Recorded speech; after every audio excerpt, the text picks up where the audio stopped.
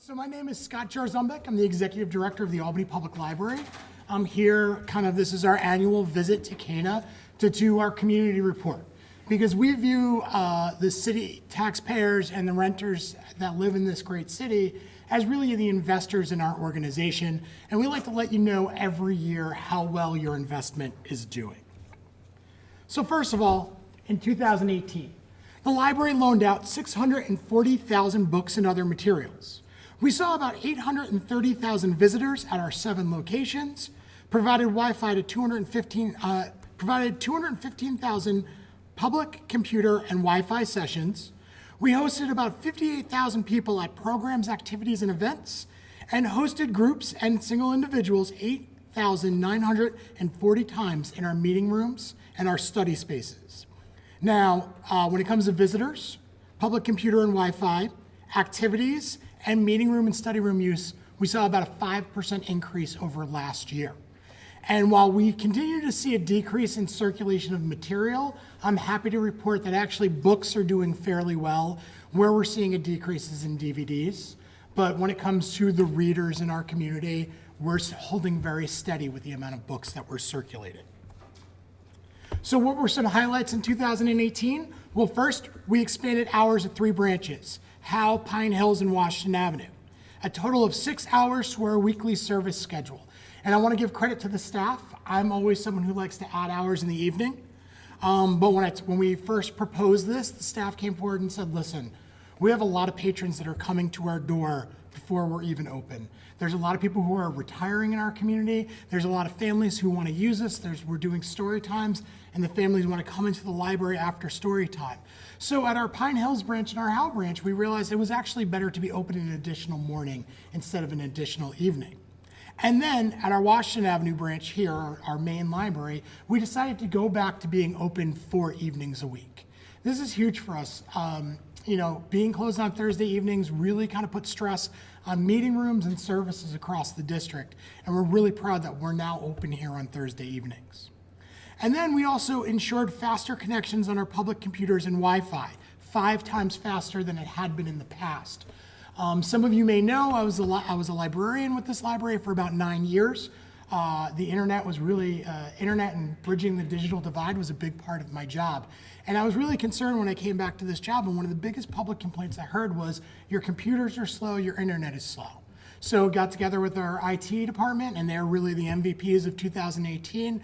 They figured out a cost-effective way to make our network operate much better. We are the primary bridge over the digital divide in our community. We see that in our Wi-Fi and computer usage numbers, but last year we saw about 25,000 unique users on our public computers. And to me, I estimate we probably have 10 to 15,000 people in this city who rely on us. We're their primary internet service provider. When there's a line out front in front of this building in the morning, they're not here for the latest James Patterson book. They're actually here to get on the internet. I love standing when we open the doors and watching people rush through and go straight to our computer lab. In 2018, we secured about $500,000 in alternative revenue sources. We saw a 94% patron satisfaction rating in our survey. We do about 2 surveys a year. Our last one was on library services, programs, and materials, and we were really excited that we got a 94% satisfaction rating. Our Growing Readers Early Literacy program was named CDPHP's Workforce Challenge Charity of Choice and awarded about $20,000. This was a part of the Albany Public Library Foundation, which I'll get into when we start talking about partnerships. And then in 2018, APL was named by the Times Union as one of the Capital Region's top workplaces. This is the second time in the last 4 to 5 years that we've received this award. We're not competitive, but we're really excited that we're the only library this year to be on that list. So, fiscally responsible. At the end of last year, the library secured a commitment for annual pilot payments. This was tremendous for this organization. These payments in lieu of taxes will help us reduce reliance on fund balance contributions to the operating budget. In 2019, APL received more than $400,000 in pilot payments through the City of Albany's industrial development agencies. Pilots will now be a regular source of revenue in our annual budget. And this is major for us, and you'll see later on when we present our proposed 2020 budget. APL also has shared service agreements that generate revenue every year. Our building at 161 Washington Avenue houses 2 tenants, CDPHP Cycle. How many of you wonder where those green bikes go in the winter? Ever wonder where they go? They go actually right underneath you. They're right in our basement, and the operations and the repair center is actually here as well. And then also, we have a great relationship with the Albany Community Action Partnership. They're the organizations who run our Head Start classrooms across like 2 or 3 counties. Well, they actually have 3 classrooms on the 3rd floor now. We love it. It generates revenue for the library simultaneously. It really fits in our mission, especially when it comes to early literacy. I personally really like being in my office and hearing the kids going up and down the hallways. So last year was all about community partnerships. The APL Foundation, which is a 501c3 independent nonprofit organization that does grant writing and fundraising for us to do special programs and projects, including our Growing Readers Early Literacy Initiative and our Art at APL, which is our biannual art show that happens at our Pine Hills branch. Then there's CDTA. How many of you are bus riders?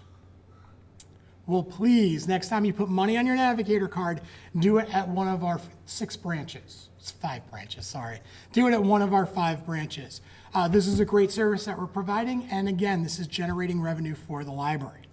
And then there's a relationship with Albany Community Action Partnerships, the Albany Promise, which also helped us study the impact of the summer reading program last summer and improve our program. There's CDPHP Cycle, which is in our basement, and then Senior Services of Albany, pop-up libraries and book delivery service. We're providing those now. We know Albany has retirement centers and retirement communities from the south end all the way up to the dunes. We're now doing pop-up libraries and book deliveries. If you have neighbors who might in the winter not be able to leave their house, please speak to one of our librarians. We can actually do a book delivery to them, and it's in partnership. We get a lot of our volunteers from Wildwood, and that's a really great kind of relationship and a synergy that we're seeing. Albany Public Libraries add value. More than 65% of APL staff live in the city of Albany. We're your neighbors, and we proudly serve you. Our branches enhance a sense of community and reduce reliance on cars. Our libraries are walkable, bikeable, and on CDTA bus routes. The library is a destination for people who have retired in Albany, and there's more and more of those every day. They come to us for books, lectures, fitness classes, and fellowship. I've never seen our libraries so busy as they are during the day now, and it's really great to see. I was in Bach today, school wasn't out yet, and the place was full. And then, of course, we're a resource for small business owners who use our branches. We were really the co-working space before co-working spaces became popular in the United States. And think about it, where else are you gonna go where you can do faxing, printing, 3D printing, maybe find a typewriter. We still have a typewriter at this branch. And most of all, you can walk up to one of our service desks. You have a research department that can assist you. Any question in the world, you can give us a call. You can walk up to the desk and ask it. If we can't find the answer, we will direct you to resources that can put you in the right direction. And of course, we're in the middle of our strategic plan, or we started our strategic plan in 2018. And it's all about the community. It's about meeting community needs, making the libraries community learning platforms, cultivating leadership, and long-term sustainability. When I took this job, I was coming back to an organization that I loved. And I had some concerns about its sustainability. And I don't want Albany Public Library to just be great today, or next week, or next year. I want this library to be as amazing as it is in 10 years.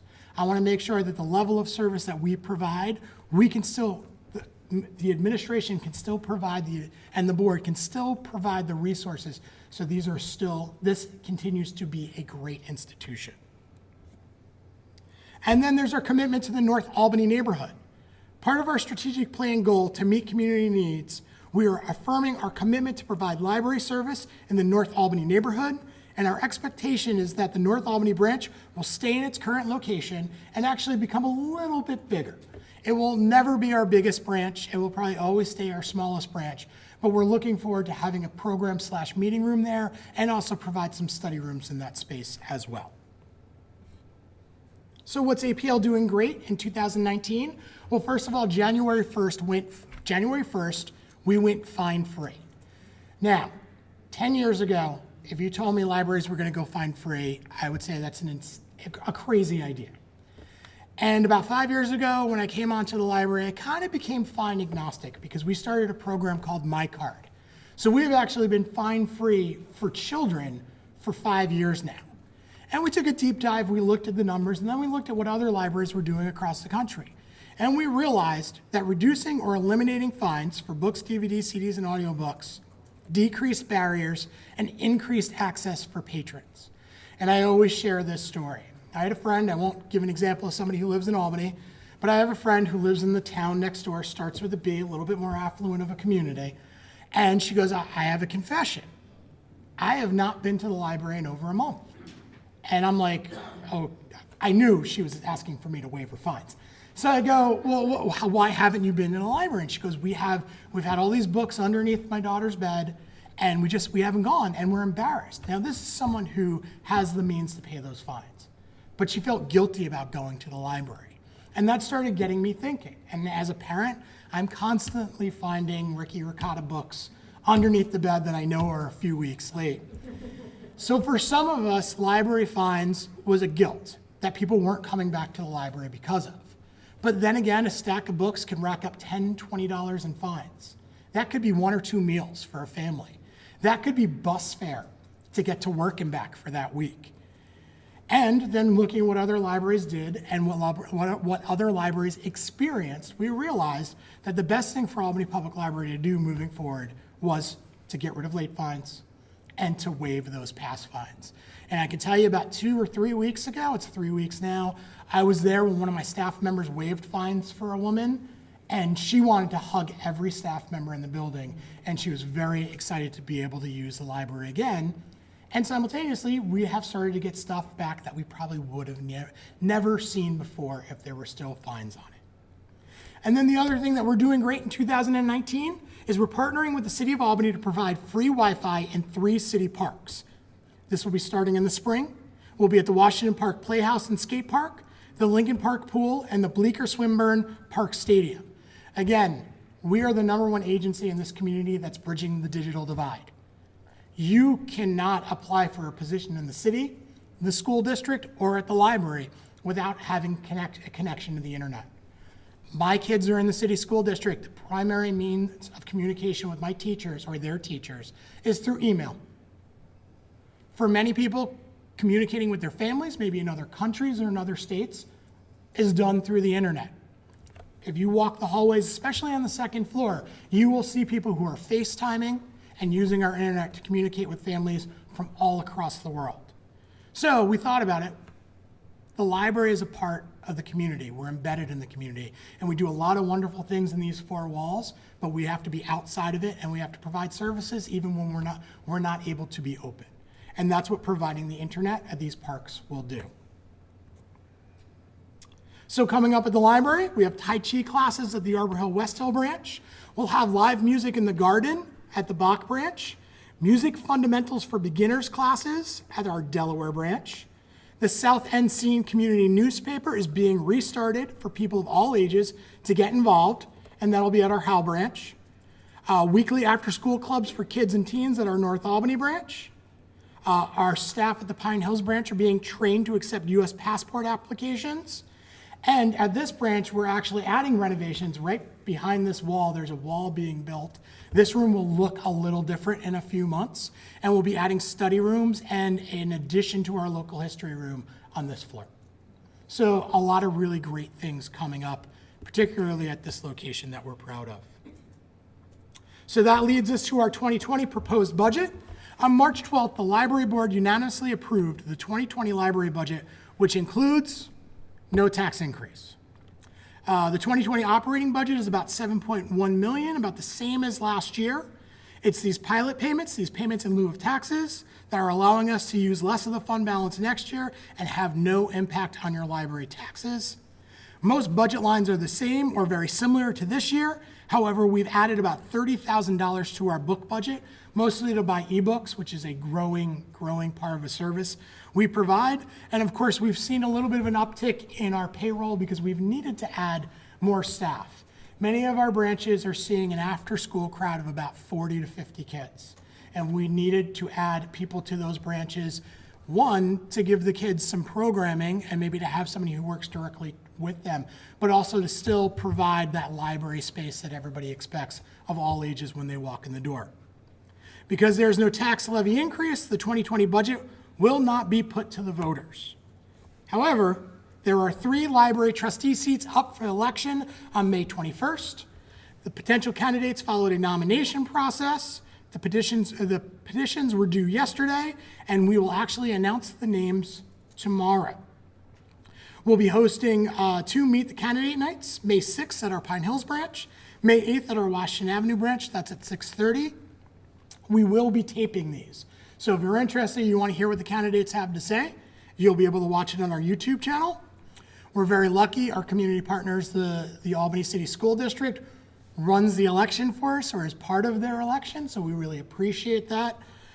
So there's information on our website, albanypubliclibrary.org, but also information like polling locations can be found at the school website, albanyschools.org. For people who do not want to be on the internet, you can always call one of our libraries and ask our reference librarians.